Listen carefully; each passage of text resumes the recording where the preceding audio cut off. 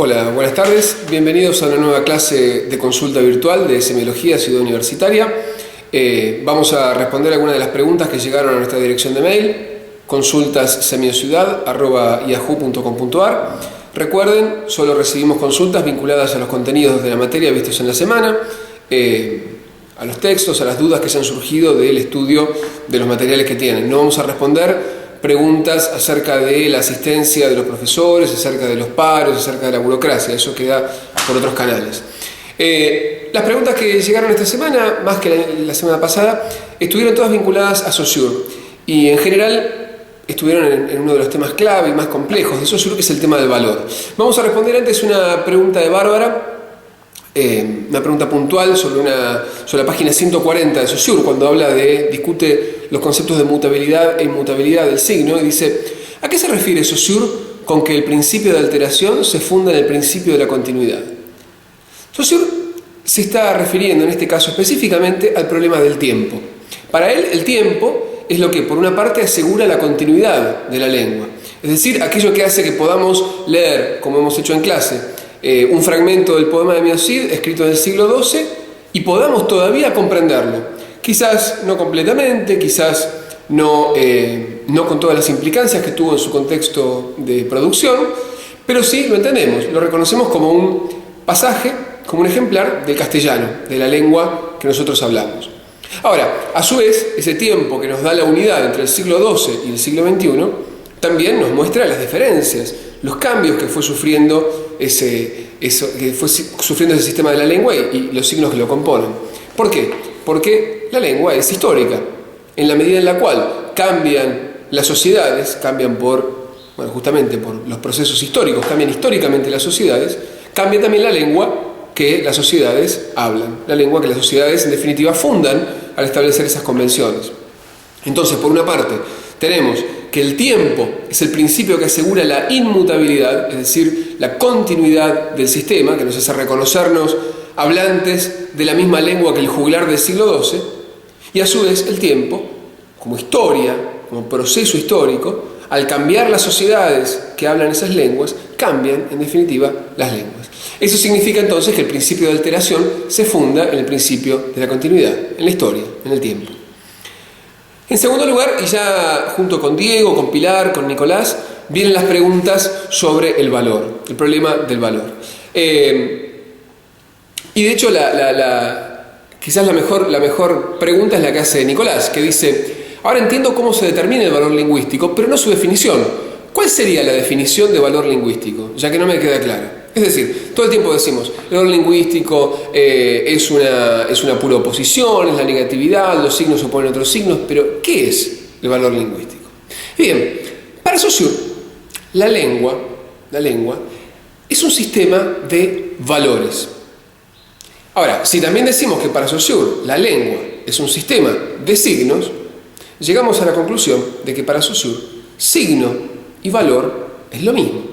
Es decir, que la lengua como sistema de signos no es un sistema de objetos que preexisten al sistema, sino un sistema de funciones, de valores engendrados por el mismo sistema. Valor, acá hay que entenderlo en el sentido casi matemático del término, como el valor que asignábamos a una función.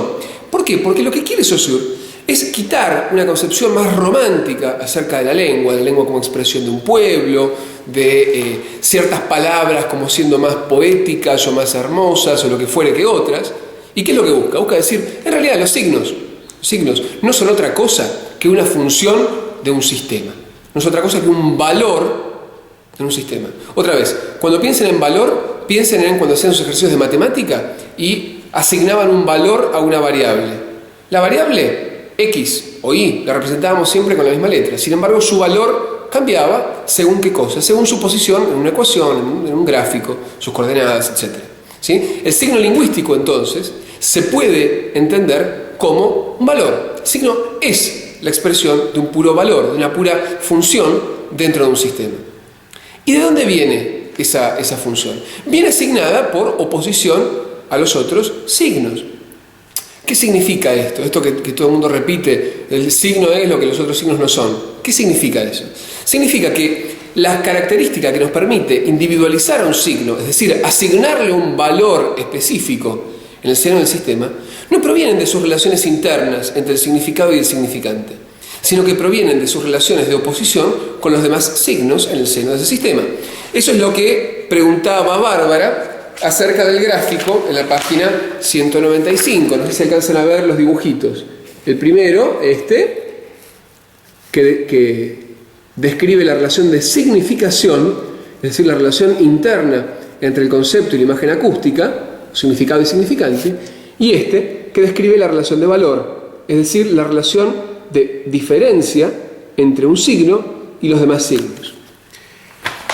Fíjense entonces, lo que nos permite identificar a un signo es, por una parte, esa relación interna. Nosotros hablamos de un signo porque tenemos una vinculación entre un fragmento recortado arbitrariamente de esa famosa masa amorfa de los pensamientos y un fragmento recortado igualmente de manera arbitraria de la cadena, el continuum del sonido significante. Ahora, esa relación interna de significación no significa nada, es decir, el signo no puede existir, no tiene valor, no es una función, si no se encuentra en un sistema, es decir, si no se relaciona, si no se vincula con otros signos. Esta vinculación se produce siempre de manera opositiva, negativa. ¿Qué quiere decir eso? Que los signos pueden tener rasgos en común entre sí, pero por sobre los rasgos en común, lo que nos interesa son sus rasgos diferenciales. Son las características que nos permiten diferenciar, separar a un signo de otro. Fíjense la pregunta que hace Pilar, que expresa un poco esta confusión, ¿no? Ella dice, quería saber si lo que dice Saussure, entre paréntesis, ser lo que otros signos no son, se refiere a que cada unidad tiene un concepto distinto a otra unidad conceptual. Ojo, ser lo que nosotros no son significa que un signo tiene valor, es decir, un signo es un valor distintivo dentro del sistema, porque o bien tiene el concepto distinto de todos los demás signos, o bien tiene un significante diferente de todos los demás signos, o bien se diferencia de todos los demás signos, tanto en el aspecto conceptual o material. ¿Sí? Por eso es tan importante que recordemos que para Saussure el valor tiene un aspecto conceptual y un aspecto material. ¿Sí? Los dos aspectos forman parte del mismo valor, del mismo signo, de la misma función dentro del sistema. Pero en algunos casos puede suceder que los signos tengan un mismo significante. Por ejemplo, y es el caso de los homónimos en la palabra banco. La palabra banco, como significante, es idéntico, pero puede tener dos valores distintos. Puede estar acompañada del significado institución financiera o puede estar acompañada del significado lugar en el que me siento. ¿Sí? En el primer caso y en el segundo tienen el mismo significante, pero varían en su aspecto conceptual. Por lo tanto, tienen valores diferentes. En consecuencia, son signos diferentes. ¿Sí? Lo mismo pasa en el caso inverso con los sinónimos. Los sinónimos, ¿qué es lo que supone? Supone que dos signos distintos tienen el mismo concepto, pero están asociados a significantes diferentes. Es decir, tienen diferente valor en su aspecto material. Piensen, por ejemplo, rojo y colorado. Rojo y colorado suenan distintos, tienen significantes diferentes y tienen más o menos el mismo concepto. En consecuencia, a pesar de tener el mismo concepto, teniendo significantes diferentes, van a tener valores diferentes, van a ser valores diferentes, es decir, van a ser signos diferentes.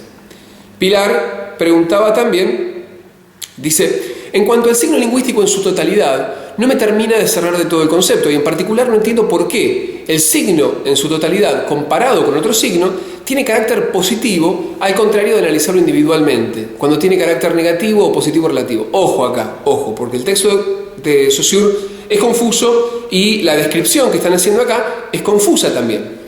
Saussure, ¿qué dice? Esto lo dice cuando cuando discute la relación entre significación y valor.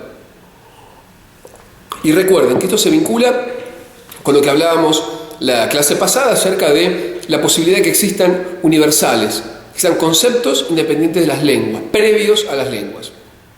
Saussure, ¿qué dice? No existen los conceptos discretos, singulares, como entidades, por fuera de un signo. Del mismo modo, no existen los significantes como unidades por fuera del signo. Entonces, para describir eso, dice, significado y significante son una pura negatividad, es decir, salen recortados del molde se les aplica un molde, salen recortados de la masa de los pensamientos o de la masa de los sonidos por pura arbitrariedad. Ahora, una vez que están vinculados, esa relación que es arbitraria es convencional, se vuelve estable, se vuelve sistemática. Esa relación, que él denomina significación, es en sí misma, dice Saussure, una positividad. ¿Qué significa que es una positividad? Que es discreta, que está bien delimitada, que es estable. A diferencia de conceptos y significantes tomados por separado, que no existen más que por oposición a otros conceptos u otros significantes. ¿Sí? Tengan en cuenta de no confundir estas dos dimensiones. Por una parte, el aspecto interno de significación entre significado y significante, y por otra parte, la relación de oposición, de diferenciación entre signos, la relación de valor, ¿sí? Que hace que un signo sea precisamente un signo. Esa fue la consulta de Pilar. Diego dice que es una respuesta a una de las preguntas que teníamos en la guía de actividades y pide que veamos si es correcta o es incorrecto. Esto convendría hacerlo con tu profesor o tu profesora en clase, pero bueno, podemos verlo acá. Dice, exponga la noción de valor de Saussure dando ejemplos. Y él dice, para Saussure, la lengua es un sistema de valores. ¿Ven lo que decíamos hoy? Es un sistema de signos. Es decir, que las palabras que integran los procesos lingüísticos no tienen un concepto en sí mismo. Esto es erróneo, ¿sí? Primero, con Saussure no hablamos de palabras, porque las palabras no necesariamente se corresponden con los signos, ¿sí? Piensen, por ejemplo, en las palabras compuestas, como pelirrojo, que están integradas por dos signos diferentes. Peli, que viene de pelo, y rojo. Dice, las palabras no tienen un concepto en sí mismo. No, sí tienen un concepto. De hecho, son los signos un concepto y una imagen acústica. Eso es lo que preguntaba recién Pilar acerca de la positividad, ¿sí? Tienen un concepto los signos. Son, mejor dicho, no es que tienen, sino que son un concepto. Son la unión entre un concepto y una imagen acústica. Dice, es por esto que se puede reconocer dichos elementos por sus relaciones de oposición a partir de lo que no es. Medio confuso otra vez, ¿sí? Lo que nos permite asignarle valor, describir un signo como un valor, es precisamente su relación de diferencia con los demás signos. Entonces, la lengua, y dice correctamente, es un sistema de diferencias. Tengan mucho cuidado con la precisión, ¿sí? En el uso de los términos. Es fundamental que sean precisos al usar los términos, sobre todo en la teoría de Saussure, pero también nos va a pasar lo mismo con Bakhtin o con la enunciación, ¿sí? Porque realizan distinciones conceptuales bastante delicadas y para eso es importante conocer al dedillo, digamos, la terminología. Y el ejemplo que él da es, el concepto de vaso toma su valor lingüístico por diferenciarse del de plato o taza. Vaso será lo que no es plato o taza. Ojo, recuerden lo que decíamos recién.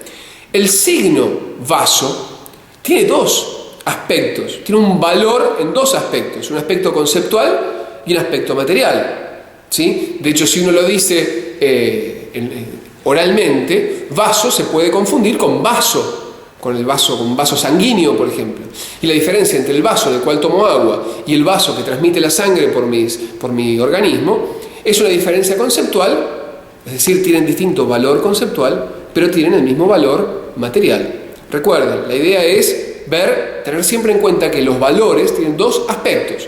No es que tienen un valor conceptual y un valor material, sino que tienen un único valor que tiene dos dimensiones o dos aspectos. Un aspecto conceptual y un aspecto material. ¿Qué otra consulta tenemos? Consulta de Pilar, que ya la vimos, y la consulta de Nicolás, con la cual habíamos comenzado para definir el problema del valor. Recuerden, si la lengua es un sistema de signos y la lengua es un sistema de valores, decimos que los signos son valores. ¿Qué significa esto? Insisto, que son funciones dentro de un sistema, funciones en el sentido matemático, que para Saussure, y esto es lo interesante que tiene Saussure, no hay que analizar el sistema de la lengua por fuera del sistema mismo.